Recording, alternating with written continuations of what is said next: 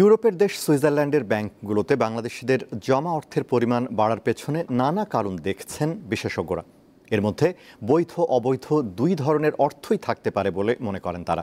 Swiss ব্যাংকে হঠাৎ বাংলাদেশিদের অর্থ বেড়ে যাওয়ার কারণ বের করতে সরকারকে উদ্যোগী হওয়ার পরামর্শ দিয়েছেন অর্থনীতিবিদরা।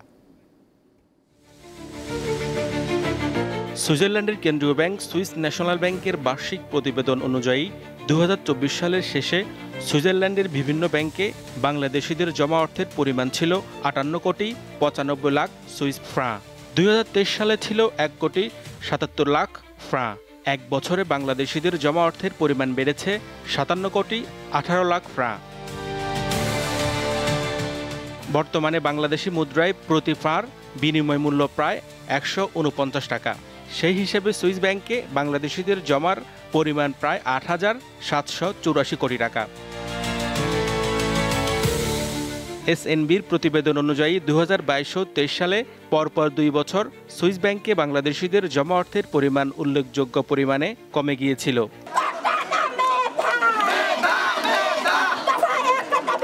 ছাত্র জনতার গণ অভ্যুত্থানে আওয়ামী লীগ সরকারের পতনের বছরে সুইস ব্যাংকে বাংলাদেশিদের অর্থ হঠাৎ বেড়ে যাওয়ার পেছনে একাধিক কারণ দেখছেন অর্থনীতিবিদ ও বিশেষজ্ঞরা। সুইস ব্যাংক নিয়ে যে বিষয়টি দেখা যাচ্ছে সেখানে একটা বিষয় সুস্পষ্টভাবেই বলা যায়, সেটি হচ্ছে যে বিগত স্বৈরতান্ত্রিক সরকারের দোসররা এবং সরকারের অংশগ্রহণকারীরা বাংলাদেশ থেকে প্রচুর পরিমাণে লুটপাটকৃত অর্থ বিভিন্ন দেশে সরিয়েছে। এটা এমন হতে পারে যে ওইটা অর্থগুলো এই বছর মানে গত বছর এক জায়গায় হয়েছে। এখন যেটা বেড়েছে এটা আসলে আমাদের দেখা দরকার। এখানে লিগ্যাল মানিও আছে, আবার ইললিগ্যাল মানিও আছে। আবার যারা অবৈধভাবে দেশ থেকে ব্যাংক থেকে লুট করেছে, দুর্নীতি করেছে, তারাও সেখানে রেখেছেন। সুতরাং এখানে এটাকে বিভাজিতভাবে দেখতে হবে। সেটা দেখতে গেলে বাংলাদেশ ব্যাংক এবং বাংলাদেশ সরকার সুইস সরকারের সাথে সুইস ব্যাংকের সাথে কিন্তু একটা সমঝোতে আসতে হবে যে কারা এরা।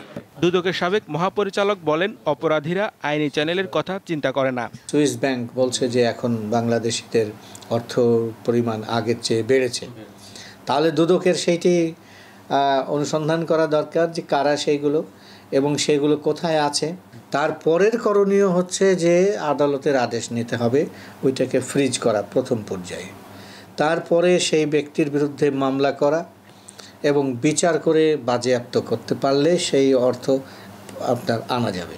তিনি মনে করেন, অবৈধভাবে অর্থ স্থানান্তরের প্রমাণ দেওয়া হলে তথ্য সরবরাহে সহযোগিতা করবে সুইস ব্যাংক। হেদায়েতুল্লাহ সীমান্ত, দীপ্ত সংবাদ, ঢাকা।